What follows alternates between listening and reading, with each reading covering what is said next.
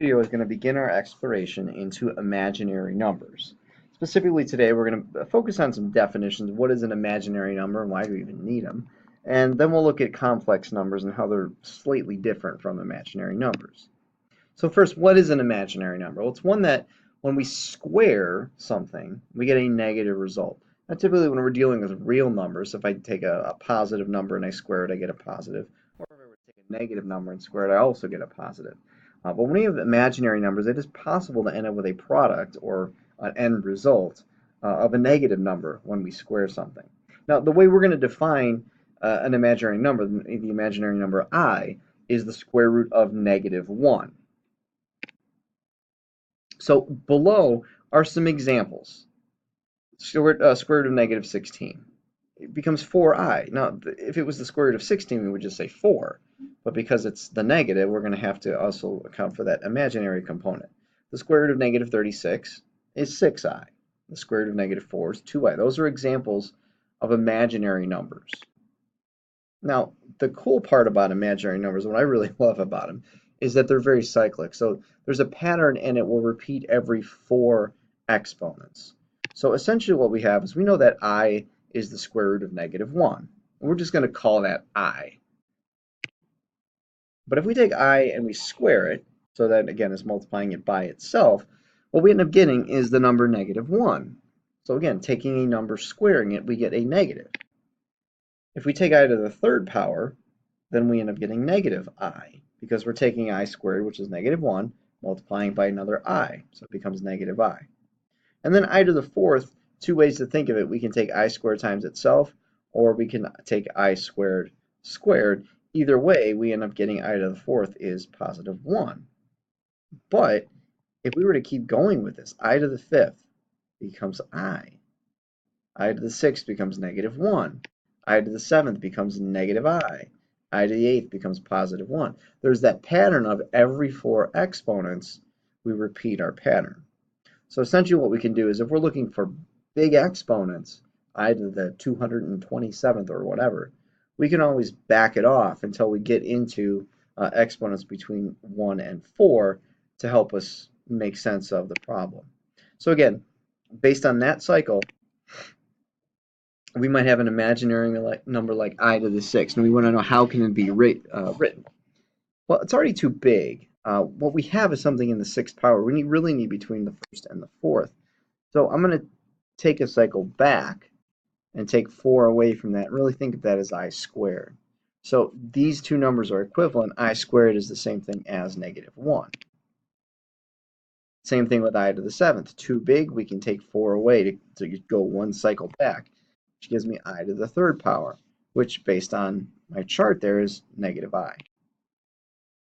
And then I to the 11th would be I to the 7th. Well, that's too big.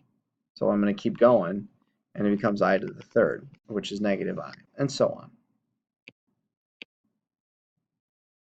So some computations here. We'll do just a couple of these together. You can kind of get the idea. So we have 4i plus 2i to the 3rd, and we want to compute that value.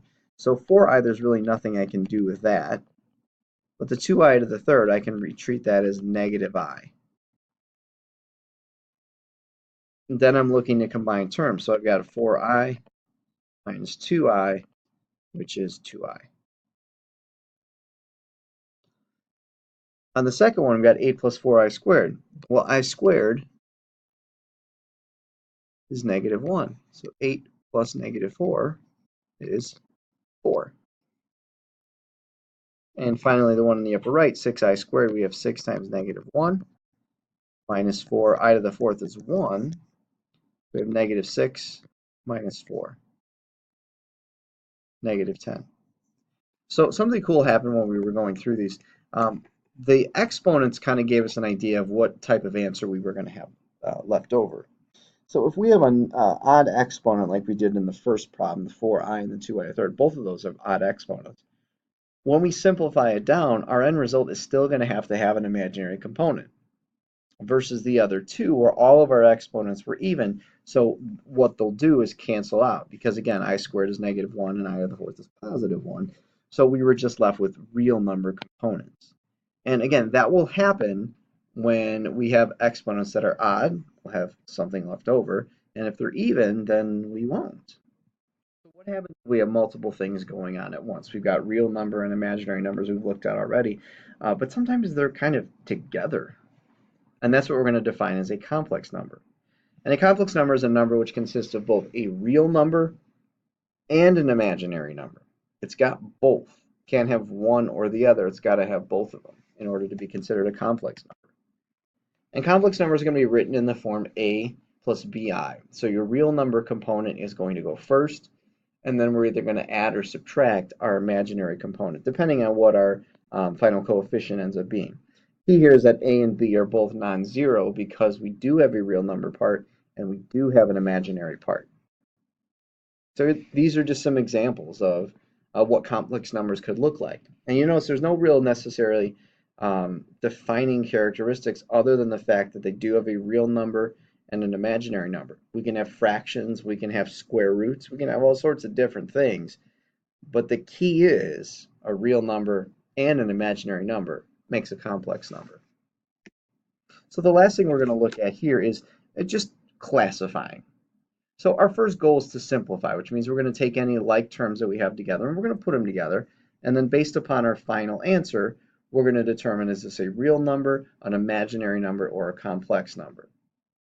So on 21, we've got 6 minus 8 plus 3i. So my like terms are going to be the 6 and the negative 8, which I can put together as a negative 2. The negative 2 and the 3i can't go together because they're not like terms. So I can't really do anything else at this point. There's my answer, but I just need my classification. So does it have a real component? Yes, it does, but there's more to it. It also has that imaginary component, so that would be considered a complex number.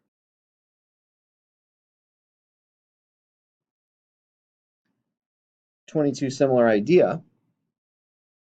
We're going to take our 8i, our negative 3, and our plus the square root of 9. So 8i knows just 8i. Negative 3 is just negative 3. Right here, that square root of negative 9 becomes 3i. Now, I want to be careful how I write this, because if I write it in one particular way, it's not technically the correct form, because our goal is to write it in the form a plus bi. So if I wrote it like this, I'm really darn close. I've got the correct terms, just really not in the right order. Again, I want to identify my real number part first, then my imaginary number to put it in the correct form, which again would identify a complex number because we have both parts. Versus number 23, which on first glance is probably going to be a complex number because I've got real numbers and I've got imaginary numbers. So my next step is to look to put anything together and simplify where I can. Well, I noticed that the negative 4 and the 4 would just cancel out. They're the same thing, right?